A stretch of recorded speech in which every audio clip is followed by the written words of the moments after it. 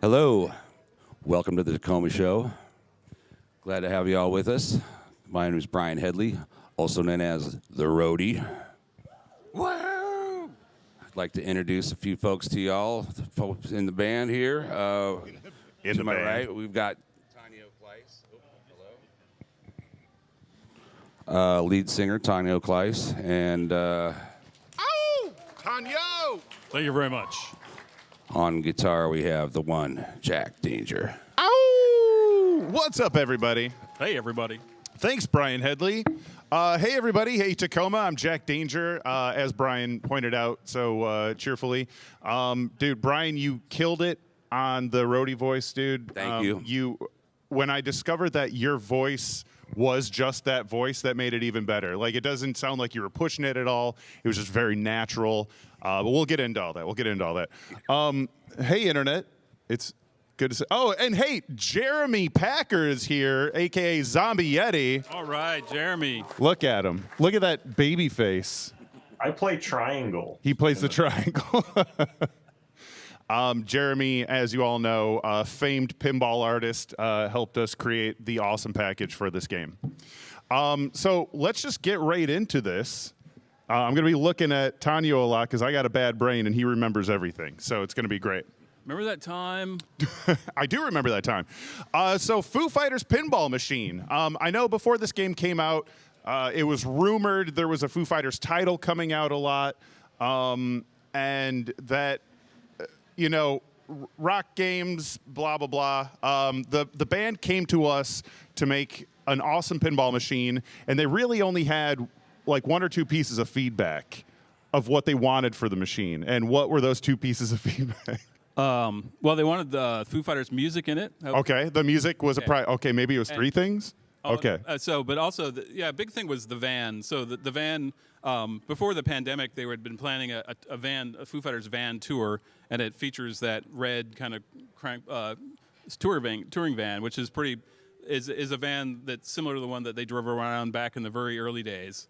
And Dave was also working on the documentary "What Drives Us," which is a documentary about young rock and roll bands going out across the country, across the world. And so he really wanted to feature the van as like, all right, we're all going to get in the van and go out there on tour and have adventures. And then the other thing was, and aliens. So like we wanted to do aliens, and they're like, okay, let's do aliens. So like you're going out, Dave. We had talking with Dave Grohl. He was like, all right, how about if we go out and you're driving across the country and it's late at night and you see like, oh, what's that? Those lights lights in the sky type stuff. Yeah. Like, what's that? And all of a sudden, and then they get abducted, and all this stuff happens, and then there's a big rock concert. So that was kind of that was a great summary. Yeah, the overall arching story of the whole thing. Heck yeah. And so just using that, knowing we wanted this like cross-country adventure, also visiting different cities, but dealing with aliens, we were working with Jeremy Packer, and Jeremy, a.k.a. Zombie Yeti, as it says on his title card, hey, there he is, has done a lot of work for the Foo Fighters in the past. He's done a lot of poster art, which we have here on the screen that Jeremy can't see. And it showcases this alien that has like human features sort of taped onto his face.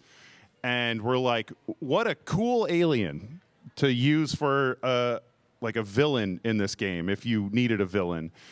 Just the concept that this normal human seeking transport is sort of like trying to take over rock and roll and the world, and it gives the Foo Fighters something besides just traveling, a reason to be in this universe. Yeah, it's always fun to have an adversary in the I like adversarial pinball where you're battling some evil force, and that's when we started with knowing that we wanted something like that, and we wanted the band to not just be a rock band, but they're going out in their van and they're solving mysteries, they're fighting the bad guys, and then so then this guy Jeremy Zombie Yeti Packer comes along and he's like, hey, and then this is over to you. Tell us about this character here, Jeremy. I was just hoping you'd keep showing me on the screen and people would be like, what? What's going on? Yeah. Oh, I don't know. I just did what I was, they said, you got to do stuff. And I just did stuff. And what I usually do is I try to do things that I know. And so I had worked with the band over the years, and one of the things I developed was the ridiculously stupid idea of this poorly disguised alien guy. And so I just kind of tossed out some ideas, like Tanio and Jack and I would sort of get on Zoom calls or meet up, and we'd talk about what we might be able to do, and I'd pitch dumb ideas, and it sort of started with that one, and they didn't say no, so it just kept going from there. So I don't know. I don't know that there's a lot I can add to that. other than you guys just allowed it. Thank you, Jeremy. You touched on something that I think is really important about this whole project is the band really never said no to anything. We're like, they're going to be driving in this, and there's like weird sci-fi stuff strapped to their van, and there's going to be a Yeti, and there's going to be, and then Jeremy was like randomly drawing up stuff, and he drew this like just this quick little sketch of this robot. And instantly we're like, we need this in the game. And it like this like quick little thing that Jeremy sketched became like a huge part of the pinball machine. And again, we showed it to the band, and they're like, F yeah, I'm not going to swear for the internet. They like swearing. But it like you could see here, these are all sketches that Jeremy did of like, here's different takes of the van if you're upgrading it. You can see on the left there's like tank treads and all this other weird stuff. Different iterations of like little alien robot dealies there. We've got the, I don't know what that cube is, but it's cute.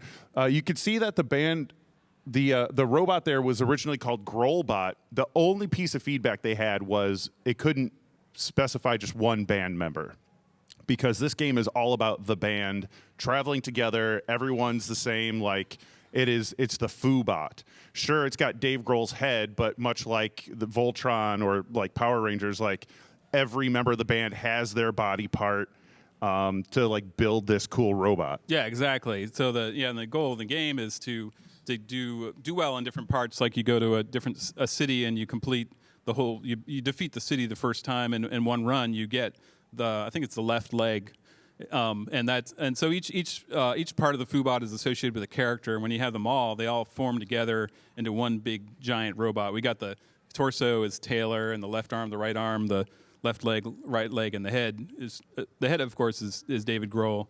And when they all form together, if you can collect all the pieces, then you get the Foobot multi-ball, which is where everybody, all the band members come together. They form this giant robot, and then they fight the Overlord. And the Overlord is this guy. So we knew early on we needed an adversary, and Jeremy had done this already for the Foo Fighters, and it was pretty much perfect. So we sort of riffed on that for a while, and he's got a backstory now where he crash landed by himself on Earth back in 1947 in Roswell, and over the years he was raised by some nice scientists at Area 51.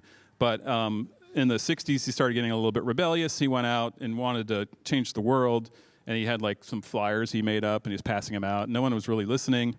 So in the 70s, he kind of got in a darker period. I mean, this story is all backstory. So you guys, you're not going to get this through the game, but unless you go to, there's some things are revealed in Area 51. If you go some of the jackpot shots, you'll see little secret images, and you'll see him like with Nixon and him with at the beach and in a bathing suit, or dressed as Elvis, because maybe he was Elvis the whole time. You can't talk about that. Oh, sorry. Yeah, my bad. Yeah. So yeah, and then at some point he became really disenchanted in the 80s, and he was kind of sulking a lot in his bedroom, which you can see in the end of the game bonus.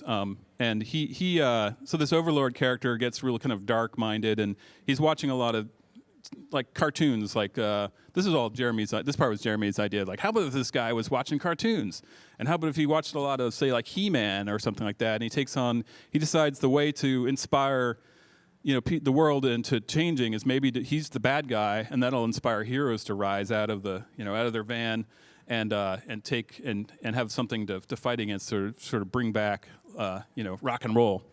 That's deep. Yeah. So to Thanks, speak, Jack. that's incredible. To speak to that, it was not conceptually deep from my end, for what it's worth. It was literally. I like cartoons. I like aliens. I like robots. And then I would just throw things at him and like try to justify them, and then they'd go, "Yeah, that's a good idea." We can work with that. Yeah. and they were great ideas. Yeah. So as you may have gleaned from that, the angle that we chose for this was to treat this as a Saturday morning cartoon that never existed, or it did exist, but it never existed. Well, the Overlord used to watch it. Exactly. And like you'll catch some glimpses of that in like animations and stuff. But yeah, we just treated this as like a Saturday morning action cartoon that just was never a thing. So like we watched a lot of this stuff, gleaned a lot of information of just like how to make this fun and interesting.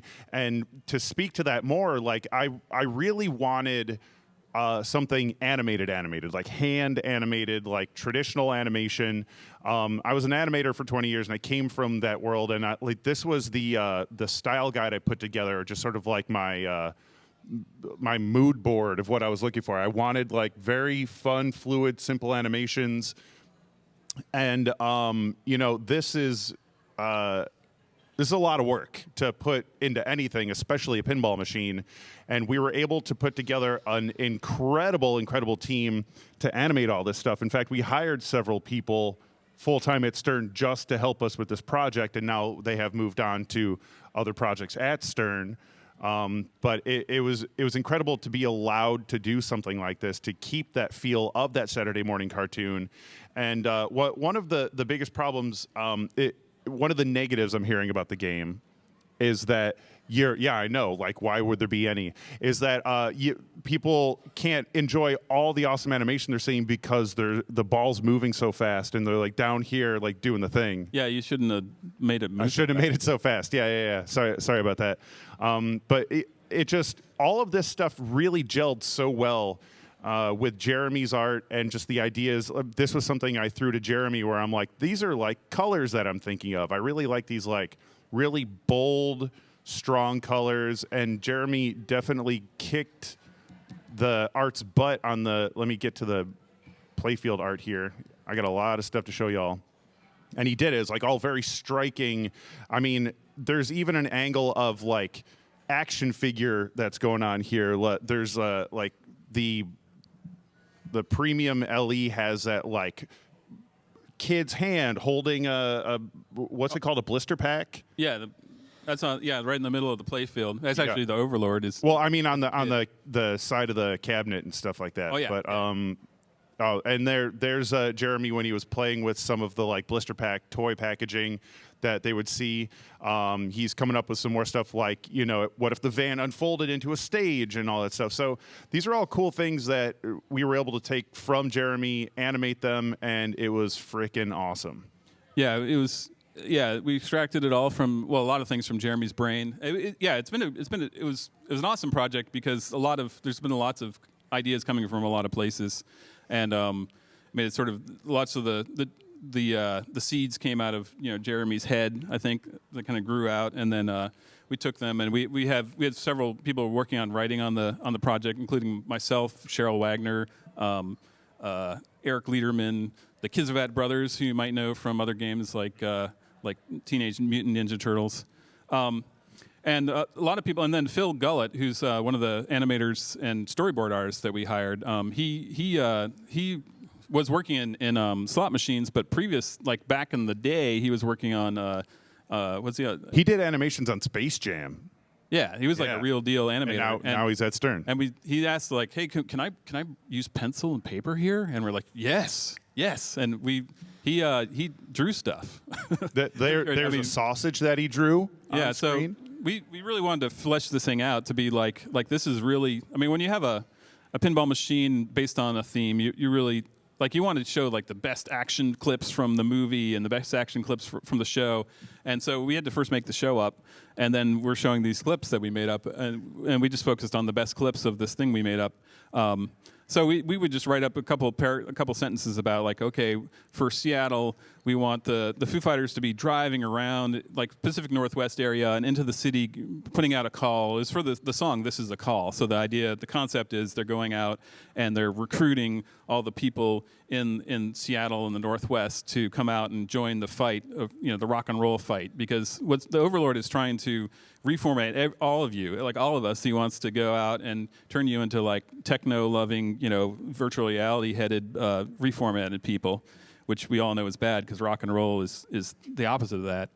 And and this is like what some of the early drawings of the reformatted people. They put on these helmets, and they're like mind control helmets, right? So that's what we're out there to rock those helmets off of people's heads and to liberate them with rock and roll. So like right here you see on the right the Sasquatch approves. That came out from it started with a word that says, and maybe put some Bigfoot in there, and then we let Phil go for a while, and he comes back and goes, what about this? And we're like, oh my God, that's awesome. So we kind of started with like the ideas sort of grew, and each person on the team would take it and sort of bring it more and more into life. We had Phil did a lot of that storyboarding. Also, Tom Kizavat did a lot of storyboarding for the Foobot modes and for the final battle. Oh yeah, and that stuff looks if and when you get there, it looks amazing. Yeah. Yeah. Lots of great background art done by many folks on our art team. We got Zach Stark, who did a lot of the user interface stuff for us, which was incredible.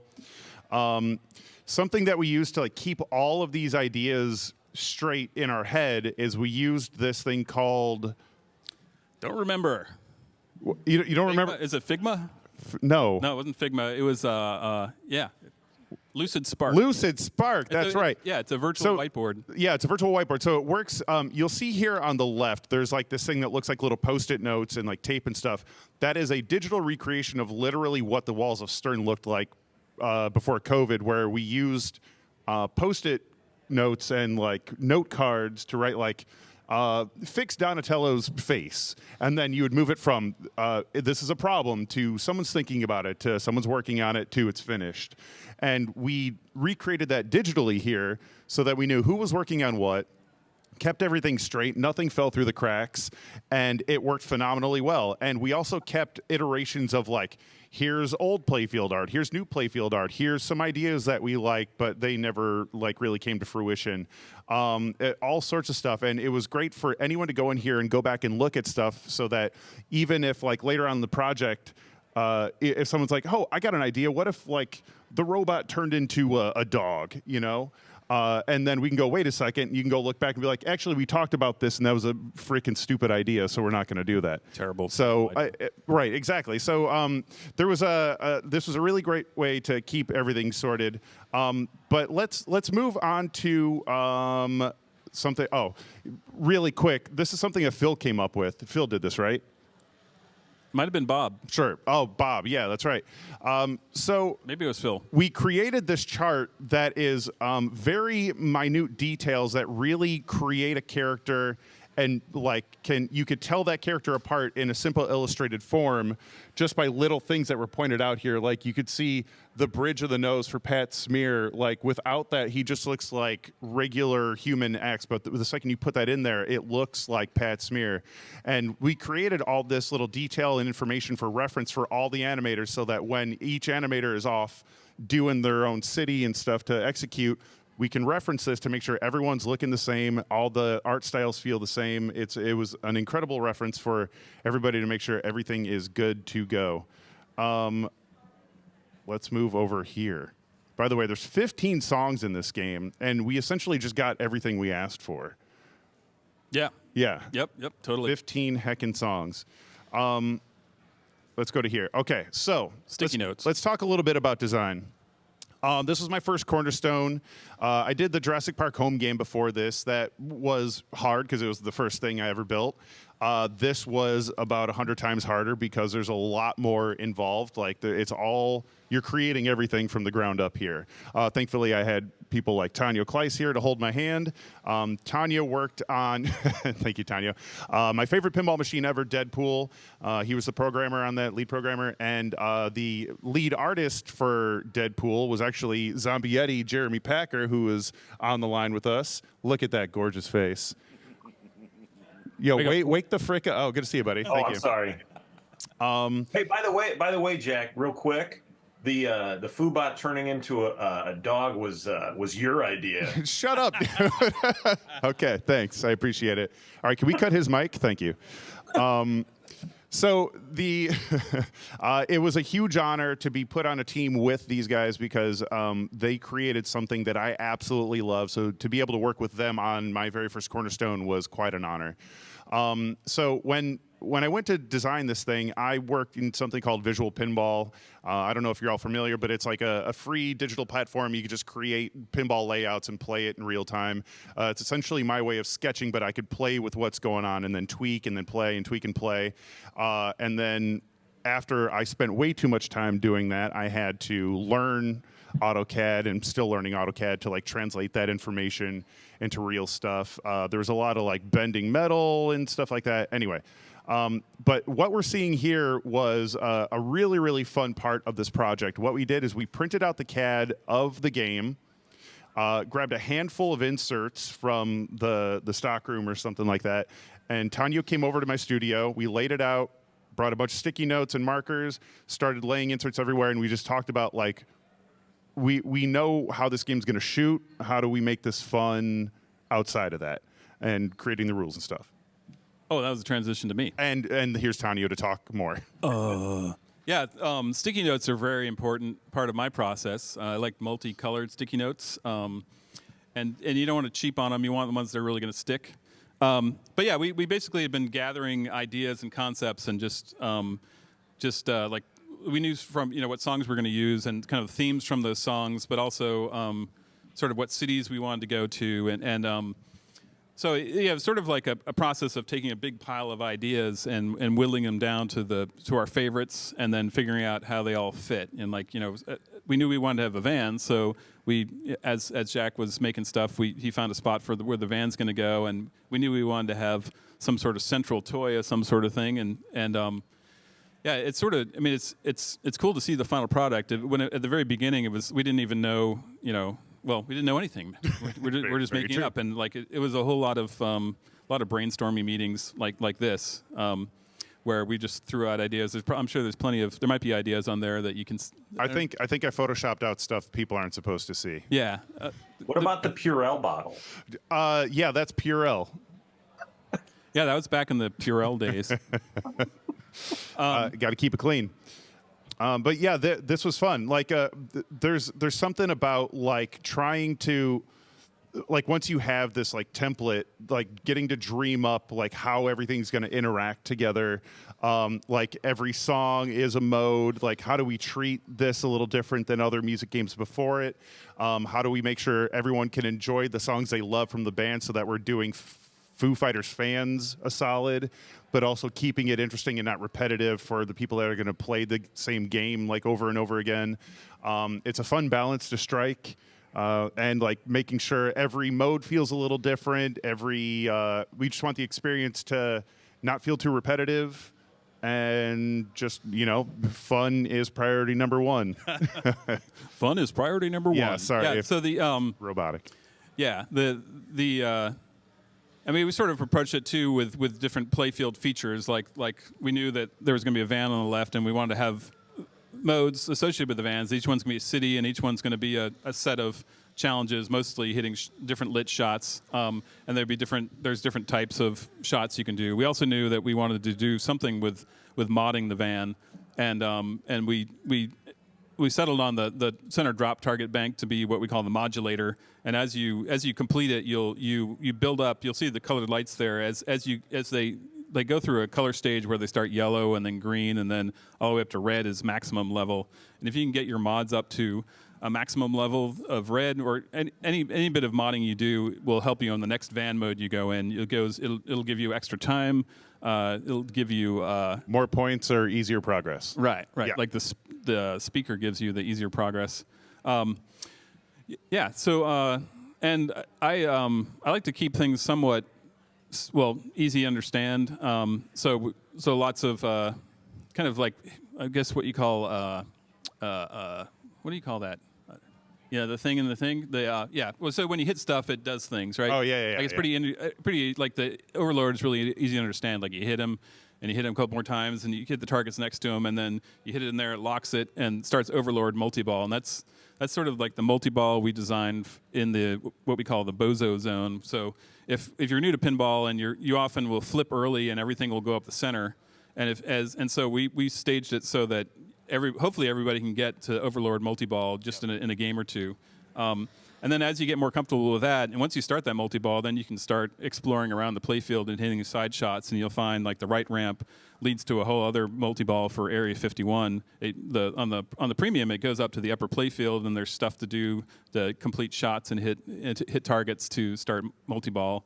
And then there's some crazy comboing stuff that happens in this game. So we have a combo rule that called the Combotron, and you'll see this little display on the screen that lights up. Like as you hit each shot, the first shot you hit, it's going to be yellow, and then you hit the next one, it's going to be green, and you want to. Your goal is really to get as many combo shots as possible, and basically you fill up this kind of star pattern with different colors.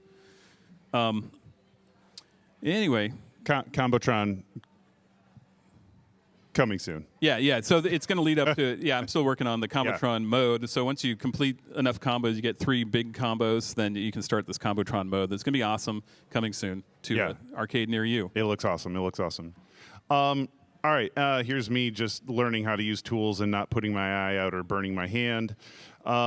Let's move over to. Here's some like cute little stuff when I was when we're the sculpts and the upper playfield and stuff on the premium, when those come off so that we can like make the pro, and learning how to like keep the pro still looking full. I wanted these like cool stacked butyrates, and you can see these are the precursors to Area 51 and the Overlord that you see on the pro models there. There's some more of that, but I want to talk about this guy right here real quick. So in the upper left-hand corner, there's Jerry Thompson. Jerry, who's one of the hey, there he is. Sorry, yeah, no one's looking incredible in this screenshot here. And then, so I don't know if you guys know who Brian Headley is here. Brian, local Seattle guy. Hello. What's up? Yeah, shout out to Seattle. Jerry brought Brian to us, and instantly we knew like his voice was perfect for this like narrator roadie character that we wanted.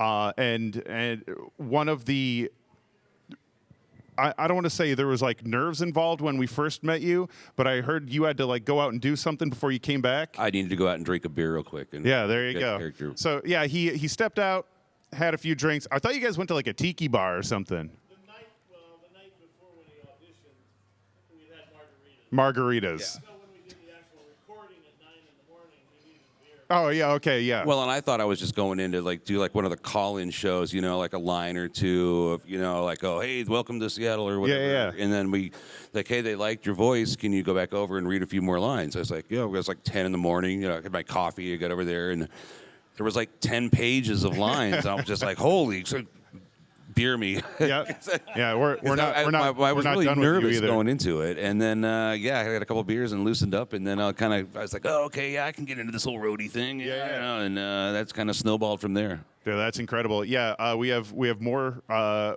We need more from you. I think more swear. Don't use any swear words right now, but we need a lot more swearing going on in this. Oh yeah, so we're gonna do round 2, but there's also we did record a whole lot of stuff that I was amazed about the amount of call outs. I was just like, you're never gonna fit all this into one game, Right. And there's a lot more to come. I'm sure some of it's gonna end up on the cutting room floor, but there's going to be a lot more. I don't know what I can't really at liberty to discuss that, but there's a lot. There's going to be a lot coming. I have a feeling. Heck yeah. So. No, dude, it's been awesome working with you. And we got a lot of cool people that did VO on this game. We got a lot of call-in radio stuff happening. Brendan Smalls. Yeah, Brendan Smalls is the voice of the Overlord. If you're familiar with Brendan Smalls, Metapocalypse, Home Movies. He also did the voice of Jackie from Aerosmith and Sparky from Metallica. Yep. Yep. He couldn't be here, so they had to settle for me. Yeah, right. But yeah, it's been an honor working with everybody. We got Polo Silk from New Orleans, and I was told that people from that area appreciated the authenticity of his voice, because a lot of people fake that Creole accent, that New Orleans accent, but his is undeniably. Yeah, you'll hear. Yeah, Polo Silk is an artist photographer from New Orleans, and he's authentic New Orleans. One of the there's many dialects in New Orleans, but his is very distinctive one. He was really thrilled to be part of the project. Yeah, he was awesome. So we have, Yeah. so we talked about pretty much all these heckin' slides here. Do we have any questions? Does anyone want to ask me anything embarrassing, or is there? We gotta do a shout out to the other local kid, Raymond Davidson. Oh, Ray Day, that's right. Right. Do we have any Raymond Davidson fans here in chat? Yeah. So yeah. Raymond, also software engineer on this game, absolutely killed it. He's got such a brain for competitive pinball. Like, he just knocks it out of the park when he's dreaming up things with rules. So much so, like, he'll take it to a point where you're like, this is awesome. Holy crap, now it's even more awesome. But he likes to do stuff for the, like, god tier pinball players. And so it's fun to, like, balance that out between, like, we need someone that doesn't know what they're doing at all to know how to do this, but also you're keeping the people that are incredible interested. And that's what we want from a pinball machine, is a way to, like, strike that balance between it's great for a beginner, it's great for someone that's incredible. We want that replayability, and Raymond's been a huge asset for creating that sort of vibe. Yeah, I mean, he's incredible to work with, and he definitely he really upped our game a lot. I always focus first on making it easy for people to understand, and for the entertainment value and all that stuff. And then Raymond came in and just, like, fleshed it out. And then you go play at a tournament, he'd come back with more ideas. I mean, he'd be up at like 2 a.m. like doing things like, I changed this and did that. And he's such an awesome guy. And we stole him away from this Rod guy here. He used to work for Rod. And Rod's Sorry, pretty. bud. Just Raymond, I want you to know that the Rod said he's so angry but he's also very happy for you. He's holding a crowbar and he's smacking it in his hand right now. I don't know if you can you see that, internet? No, you can't? Okay, we're good. Yeah, and as you can see here, if you haven't played the game, there's a whole bunch of them out on the floor there. Marco's booth has them all hooked up to Insider. We've got all these cool Insider things that are coming and Insider things that are there. Yeah, we got a quest running right now. Yeah. So every night that the Foo Fighters play, if you go and sign in and play a Foo Fighters, you'll get a quest badge. So I think we're on badge number 6 now. There's probably, I don't know how many there are. There's that list was huge. Yeah. Yeah, pretty much every night they're playing. And we have a kind of a grace period around it. So, like, sort of like 12 hours before the day and 12 hours after. All you have to do is go and play, and then you'll see a nice little badge on your Insider account. I got them all so far. Oh yeah, if you play any of the games over there and scan in with your Insider account, you'll get a special Northwest Pinball Show badge that will be on your account to show you've been here. No one else will. If you're not here, you don't get it unless somebody cheated, which they shouldn't do that. Yeah, don't cheat. I got a question for Jeremy really quick. Jeremy, what was your what was the hardest part of this project, do you think, for you on your end? The hardest part is always, just coming up with solid foundations that I can hopefully flesh out into something that people don't hate. I always second guess everything, but this one, for me, the hardest thing was I tore my rotator cuff in my drawing arm. That was the hardest part. Yeah, you were working sort of like with half an arm for this whole project. I was, and actually, it's funny. It kind of lent itself well to the simplified, sort of animated style a little bit, because, not saying I didn't put the time in, I did, but maybe some of the pain was alleviated by focusing on some of the lines as opposed to some of the other stuff. Depending, I don't know. Godzilla. Not to bring up another game. Why but are we talking about Godzilla? Yeah, Godzilla was way. That one would have been terrible with the rotator cuff for some reason. I don't know why. No, I didn't find anything terribly difficult. I mean, you guys were, we all get along. Everyone involved just wanted to make the best game they could, and we all had kind of the same vision that this was going to be like the closest to an original pin that we could make. And we kind of just, dug our heels in with that in mind. And I think, once Chuck's team, like Phil and all those guys got involved, the Kizavats, they just took everything so much higher than, even, what I imagined based on where I started. So, no, nothing difficult other than working with Jack Danger. Okay. All right, turn the mic off again. Jeremy, thank you so much, man. You absolutely knocked it out of the park, and you said it perfectly. This was something we echoed time and time again. This was like our take of an original IP game with like an awesome Foo Fighters soundtrack in the background. And I think our team and stuff, they knocked it out of the park. It's awesome. The story's great. The animations are rad. The whole thing has been a really cool project to work on with everybody.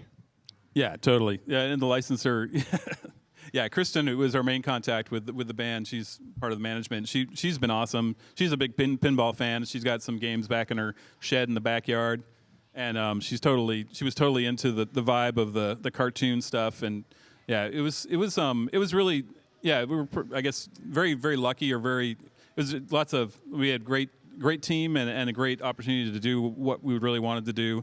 And there wasn't a lot of no, there's a lot of yes, like, that's a cool idea, there's a lot of yes, yeah. And Jeremy often would call us up, like, I've got this kind of stupid idea, I don't know. And like, that's what he said before he showed us the Growlbot. And we're like, oh my God, that's the most awesome thing ever. Like it, so it was kind of a dream project. Everything, I mean, it was a lot of work and lots of late nights and late weekends and all kinds of stuff. But yeah, everybody was pretty gung-ho to do it. And so we were able to harness that energy and put it into this thing. Once we unleashed it on the world and showed it, it was so great to see the reaction to it. It's been incredible. Yeah, it feels like all the love and energy we put into it really kind of shined through, and people are giving it back, man. Yeah, everyone seemed to love working on this project, and some folks were clamoring to work on this project. So it was really cool to have that sort of energy internally, and now the response has been awesome, and we can't thank you all enough for all the kind words from us and the team. Like, honestly, thank you so much. It's been rad. But now, can we take questions? Well, I just want to say one more thing. So, thank you to this show. Yeah. I mean, I think the first time I met Steve Ritchie was at the show outside of back when it was up in Seattle, and he was sort of I got to be friends with him during those days, and then eventually when he came back to Stern, he's the way I got back in here, and so and it's been incredible. I got into pinball right around the time, like the dark period of 2008, where everything was crashing and almost went out. The lights almost went out, and Steve was telling me like, "Oh, pinball's dead, and it's never coming back." And then he got, it restarted, and it's pretty darn incredible to see where it is now, and just see the incredible. I mean, just every year it gets bigger and bigger. And it's all started from like this place and from places like the Pacific Pinball Museum and the fan kind of the community coming together and really keeping the fire alive. And I mean, I got my start too as before Stern. I was doing I did some DIY stuff. I did a custom Metallica pinball machine and with Dirty Donnie. Yeah, with Dirty Donnie. Yeah. And it was based on an Earthshaker. We customized that and added did it for James Hetfield. And anyway, but my point is more, I came out of the DIY kind of, like, I wanted to learn how to do this stuff, and I wanted to get into pinball, and there was all the jobs were gone, because all the pinball guys had been fired in 2008, except for, like, 3 people. But so having the opportunity to work in pinball has been just incredible. And it's really cool to see, like, the DIY community here and all the games that are being made. And, like, this kid over here, he came out of the DIY, and so did like the Keith Elwin guy, and you know, it's really neat to and even I mean, Ray came out of this scene too. Like he just, you know, he was just programming for Rod over here, and one day we're like, "Hey, Ray, you know what? We got a job for you if you want it." He's like, "Nah, that could never happen. That's crazy." And then, you know, the job's there, and he came out, and it's really working out well for everybody. It's working out well for Pinball to have Ray Day working on our game, to work on Rush, to work on everything he does. So anyway, I'm grateful for shows like this and everything, Jerry, and for everybody who puts these things together. Thank you. Thank you. And now we'll take questions. All right, now questions. Does anyone have a question? If you do have a question, walk over to that microphone right there and scream into it really loud, please. Jeremy, you still with us? I am. Okay, don't go anywhere. All right, so someone has a question just for Jeremy. No, go for it. What do you have? So I know this was your first Cornerstone, so I'm kind of curious, what was your reaction when you found out it was going to be Foo Fighters? What was my reaction about finding out Foo Fighters is going to be my first Cornerstone? I was over the moon because this seems like a really huge title for a beginner or novice pinball designer. I'm not sure what I was expecting, but Foo Fighters seemed like some A-list stuff that again, I'm surprised that they allowed me to take a chance on, but I'm very glad that they did, and because I loved every step of this process. It's not to say this pinball stuff is easy. This might be the most stressful job I've ever had in my life. I haven't had a boss for 20 years, and now I have several, so it's it's been interesting. But again, I had really awesome folks with me to sort of hold my hand, to help me through the whole process. And just to work with a big name like Dave Grohl and Taylor Hawkins and all, like everyone that was involved, it was just incredible. There was a time where we were working on the project early on, and then unfortunately Taylor passed away, and that created a bit of mystery as to like, how are we moving forward with this? Are we moving forward with this? But the band was very receptive. Be like, this game is going to be a snapshot in time of when we were, you know, the whole band, Foo Fighters. Everyone's represented. Let's just, you know, this is sort of like a love letter to that period of time. And we were able to just keep moving forward, and it was nothing but like thumbs up and high fives, and it was pretty great. Thanks. Thank you.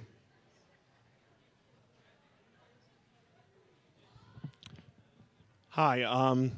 First of all, Jack, I'm a huge fan of you. I'm sorry. Yeah, no, I appreciate it. Thank you so much. Okay, so my question to you is, why choose Foo Fighters, and what is it like working at Stern? Can you repeat that last part? What is it like working at Stern? Oh, it's okay. So, Foo Fighters, obviously, like a humongous band. That music's been following me around my whole life. Like, I can remember Foo Fighters songs from like every job I've ever had. Like working at Subway, building sandwiches as a sandwich artist. They would be playing on the radio anytime a new album would come out. Like they've always been around. They're a huge band. Dave Grohl is just like an awesome, awesome person. I was also a humongous Nirvana fan. Who wasn't a huge Nirvana fan. But yeah, it just seemed like a great fit. They are characters through and through. They're very funny individuals. You could see it through their music videos. So we just knew it was going to be an awesome opportunity to make a really fun pinball machine. And then working at Stern is it's unique. Having the tribal knowledge of all of these great pinball designers and people that have been in the hobby for like years and years and years that I now get to call coworkers, like George Gomez, like looking over my design and being like, oh, this, that, and the other, like offering feedback, or maybe you show him something he hasn't seen before, or, you know, just like being able to communicate with these people you've looked up to for so many years, being a fan of pinball, it's a dream come true. Like getting to work, you know, shoulder to shoulder with Keith Elwin. When John Borg makes something that's really cool that he's like super excited about and coming over to your cube to show you is like, you know, no one gets to experience that, and I do, and it's freaking incredible. And working with Tanio, if the Tanio's like my favorite person. I love this guy. But it's really, really, sorry. really, really awesome. What was that, Jack, about Tanio? I thought we cut this dude's mic off. Jeremy, again, like second favorite guy. second favorite guy ever. The cool thing about Jeremy again, and is like his artwork always kicks a machine in the ass. That's not a swear word. You could say that on TV. Okay, there you go. He did the art on Deadpool, which I can't stop stressing enough is my favorite pinball machine. And again, to be able to work with Jeremy on my very first Cornerstone was next level. It's a dream come true. It's a lot of work, but I'm happy to be doing it. Awesome. Awesome. Thank you for your time. No, thank you, my man. I appreciate it. Thank you. Anyone else? Yeah. I met this guy earlier. You did. You did. I did. I think it's pretty cool. You worked at Subway. My sister was a sandwich artist as well. Yeah, sandwich artist. And she's pretty cool. Yeah. This is kind of a double-barreled question here. Uh-oh. What happened to LE number 1? Did it make it back to Gary? And 2, does everyone on the design team get an LE, or are they forced to buy one, come out of their salary? You don't have to answer that, but Okay. The word forced is like bad. So LE number 1, the one that I have in my studio, it's not a real number 1, is it? Or is it the? I think it is. Okay, well, Gary Stern's not getting that game back. It's in my studio. I own it. He can come pry it from my cold dead hands. He's welcome to come play it, though, right? Yeah, he can, whenever he's invited all the time. We're out riding motorcycles. He could swing by the studio and play his game. But yeah, we buy the machines just like anyone else. We'll find a distributor or something, and we'll get our hands on our LEs if we want to buy them, and we do want to buy them. I'm more partial to the look of the premium. I want a mixture of the premium and the pro. Anyway, doesn't matter. Yeah, or you might have to get one of each. I think I got to buy both. But yeah, we have to buy them like everybody else, you know. But we're happy to. We spent a lot of time in making these things, and we want to show the team support. We want to show the company support, and just the distributors that sell them. Yep. Yeah. Oh, perfect. Great. Thank you. Eat Yeah. fresh. Eat fresh. Yeah. Subway, eat fresh. Hi there. My question is just how long of a process was this from the time that you first found out you were doing this game to the time of producing the actual pinball machine? I just wondered, the duration. Yeah, totally. What was the duration of the whole project? So I think from like pencil onto paper, from learning about the theme to the games on the line was like 14 months. Does that make sense? That sounds right. 14 or 16. 14 to 16. I think 18 is what we want the magic number to be, but I think we fall around the 14 to 16 month range, which is a pretty quick turnaround once I learned that's how fast they're produced. But like Stern runs like a well-oiled machine. Like when we need something done, it's done. It's pretty awesome. But yeah. Yeah, it generally starts. I mean, you had 14 or whatever, how many months, and then once he gets it, like he and I would meet and stuff, but I was still working on other things until we got to a point where we have a whitewood and start flipping it, and that's when I would come on. And I don't know how long I was on it, maybe 12 months. And then Raymond came on pretty early too. Yep. So yeah, it goes in stages, but yeah, total like 14 to 16 months maybe. That's not to say we're not still like developing code and stuff, but like the game, like to get the game out into the world for everyone to enjoy while we're like helping juice it up there. Yeah. Yeah, I mean it's sort of a build up project. It starts with Jack and me a little bit, and then me more, and then at some point there's a huge like all the animation staff comes on. Once we have all the storyboards done, then it becomes a production. And then we blaze through that and get it out into the world. And then as we're sort of, I guess I'm in the tail off portion where I'm still working on it, and there's a couple other people working on it a bit. Heck yeah. All right, thank you. Thank you. Hey, buddy. Hey. So this is a question for each of you, I guess. What is your dream pinball theme that you would want to work on? And which 2 people would you want to work on it with you? Are we allowed to answer that question? Foo Fighters. The answer is Foo Fighters and Tanio, Klyce, and Jeremy Packer. Yeah, me too. Foo Fighters, Tanio, Klyce, Jeremy Packer, I'll take whatever I can get. and Brian. Yeah. Oh, and Jack too. Yeah. And Jeremy, you're still with us, right? Yeah, Keith Elwin. Let's see. I'm kidding. How dare you? Yeah, you can't answer that question, unfortunately, because as soon as you tell someone what your dream theme is, either one of the competition will snag it, or someone else will make sure that they beat you to it, regardless internally. So, yeah, no, I don't got that. But I love everyone that I work with at Stern. They're all fantastic. As a matter of fact, I don't know if I can say this or not, but I might work with them again. Maybe. Yeah. I mean, that would be awesome for sure. Yeah. So we can't answer that, unfortunately. Sorry about That's that. fair. That's fair. Yeah. Oh man. I mean, yes, but shh. Anybody else? Are we good on time? Are we good? Yeah. Okay. So, the movement and the loops in Foo Fighters is great. Did you have to change your design multiple times, or did you have an idea of the overall flow that you wanted it to be from the beginning? Did I have to change the layout multiple times to get the flow right? So what you're seeing on Foo Fighters is, for all intents and purposes, exactly what I initially drew.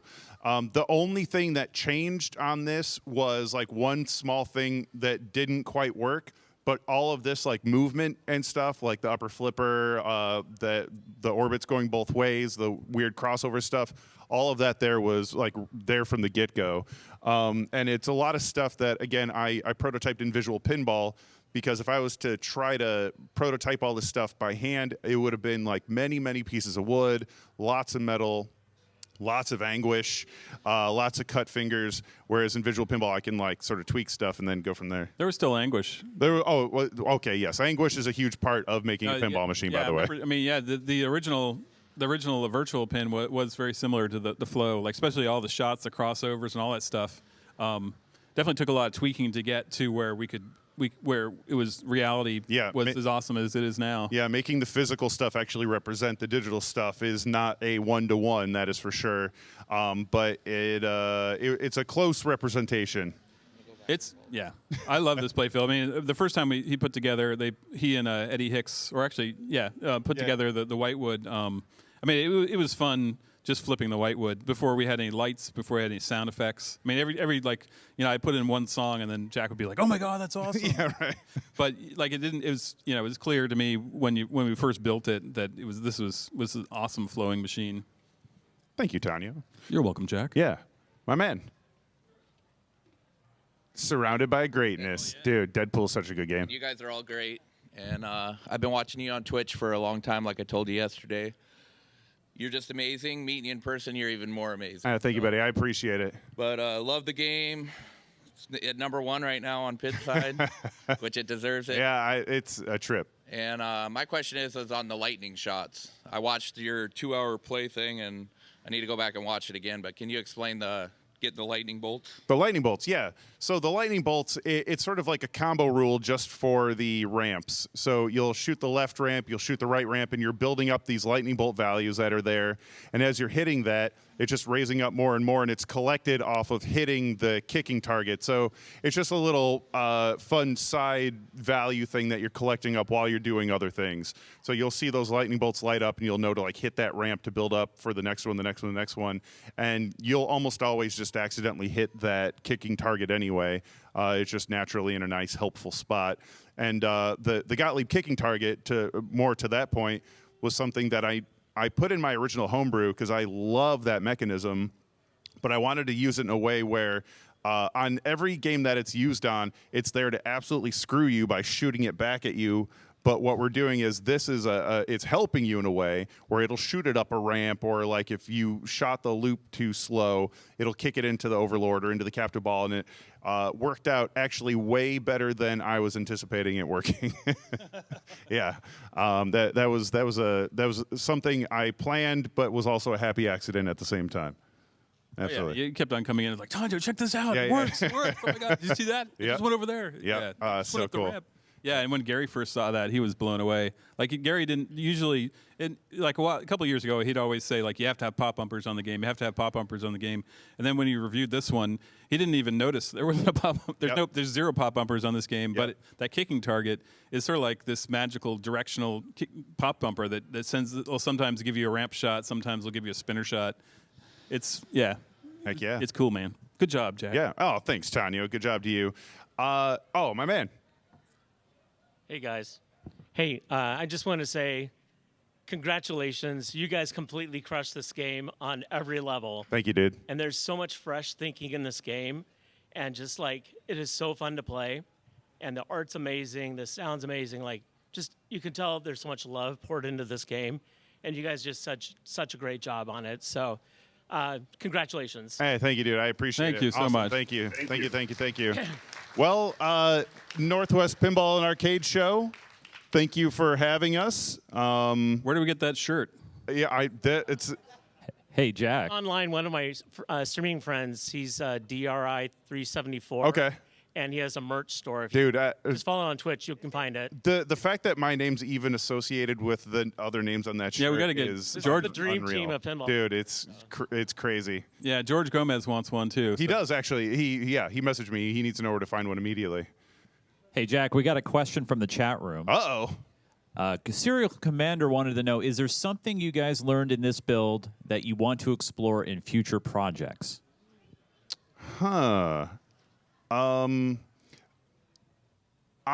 really in love with the idea of when you miss a shot that you can understand where that ball's going to go and make it a successful shot regardless of missing. It was something that I gleaned from Deadpool with that snicked shot. I fell in love with that so much that I'm like, I want to know that if I shoot over here and I screw up, that it's going to be successful over here. And learning that I can actually control that geometry, like from the paddle target, you could shoot it and it goes into that weird reformatted area that you're only supposed to be able to hit from like the left cross, like stuff like that. I would love to explore more of that type of thing where like even missing is going to feel like, hell yeah, I did the thing.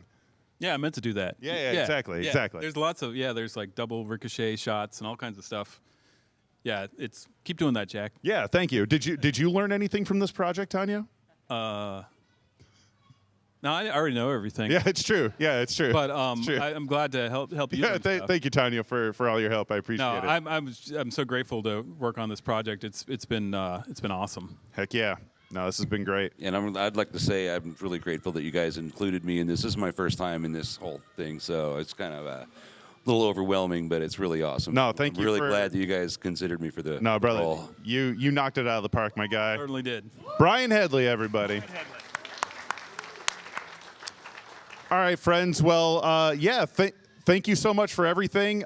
There's a whole bunch of the games on the floor for you to play. Make sure you log in with Insider to get your badges for the show and for the Foo Fighters quest.